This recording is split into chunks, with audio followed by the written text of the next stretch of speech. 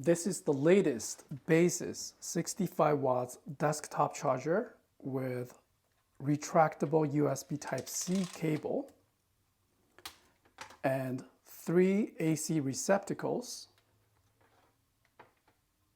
2 additional USB ports, USB Type-C. These are both rated at 65 watts max. It also features a on-off switch, long press for 1 second to turn it on or off. It will not be activated with a simple quick tab. So that's another interesting feature. You will not accidentally cut off the power. So long press is required. I'm going to show you the charging speed using the power meter and my other electronics such as a large battery bank, USB-C, iPhone 14, and a USB power meter. I forgot to mention, this is also a surge protector. It has 1,200 joules of surge protection capability. This cable is 5 feet long and is not user replaceable.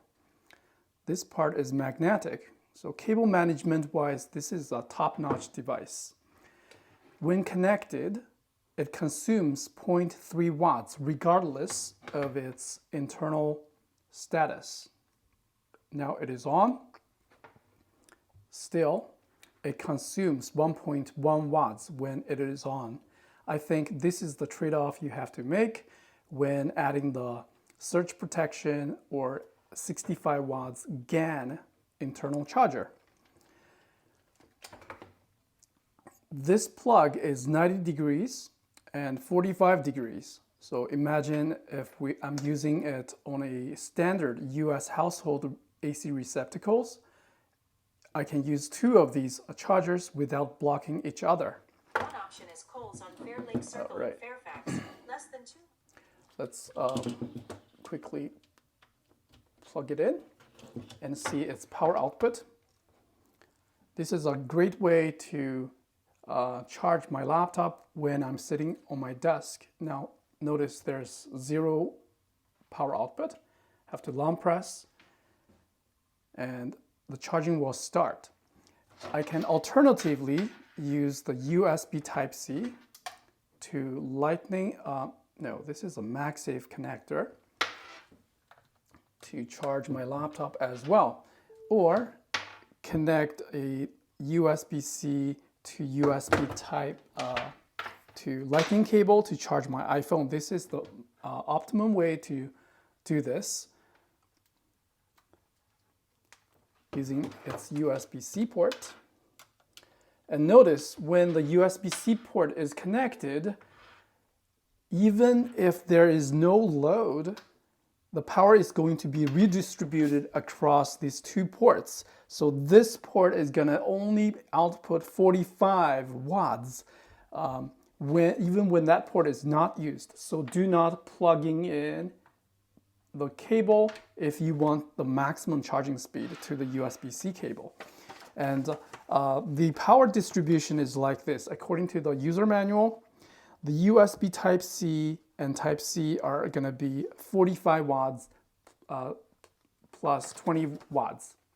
So that is 65 watts total. And when USB Type-A is involved, it's going to be different. So you can pause and read all these interesting power distribution logic. As you can see, it is really doing 65 watts. We're seeing 70 due to the power conversion loss. Now, let me disconnect the MacBook and see my iPhone. I'm sitting at 91%. And I believe the iPhone maximum allowed when it's fully depleted, it's going to be around 30 watts. And now, because it is has a pretty high charge, it's doing around 8 to 9 watts. But you can do multi-port charging. This port is also 65 watts. Let me quickly prove that. by connecting a 65 watts battery bank from Baseus. We can also see that it will hit 65 watts. Yeah, it's about the same. Now I'm going to connect the laptop again using its USB-C cable.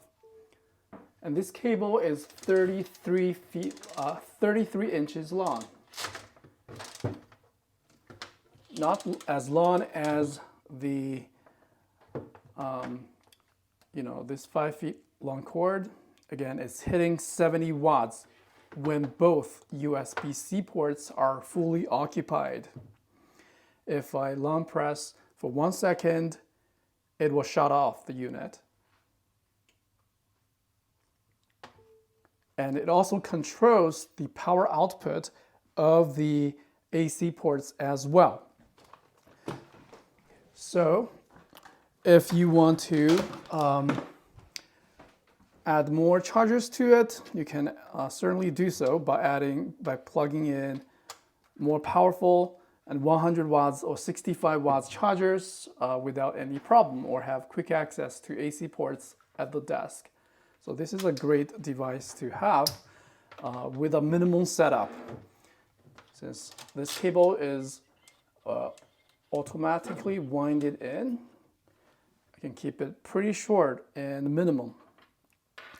And also charging the iPad Pro with the M1 chip, I believe this thing will hit 30 watts maximum allowed. That's the iPad Pro with the M1 chip. I think it will take a second to renegotiate for a higher charging voltage,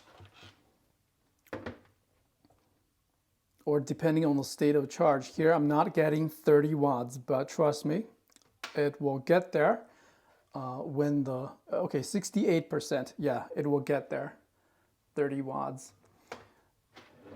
Now let's do this. Now I can use the USB-C to MagSafe.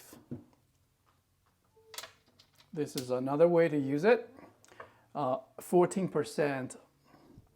But now I'm not going to get the full 65 watts, probably going to be around 45, something like that.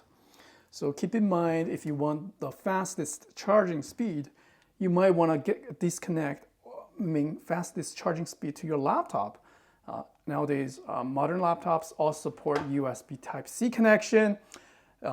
If you want the maximum charging 65 watts charging speed, you might want to disconnect other ports, for example here, in order to get the max out of its USB-C dedicated charging to the MacBook.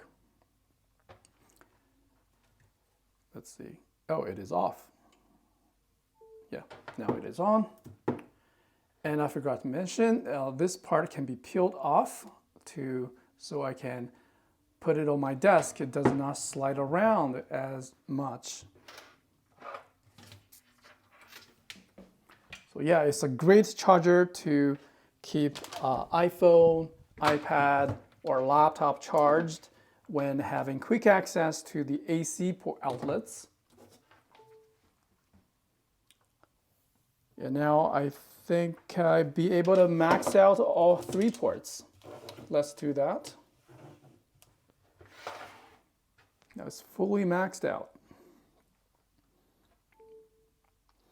But even when all connected, with all 6 ports 3 ports connected, I doubt I will hit the 70 watts again because, again, due to the power distribution logic, which is not uncommon, but yeah, it is what it is.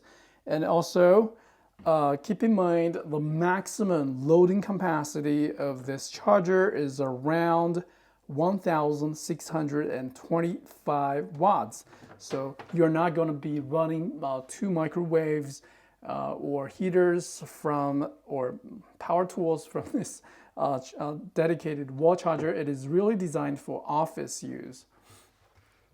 Yeah, all right. Thank you very much for watching. Hope you find this review helpful.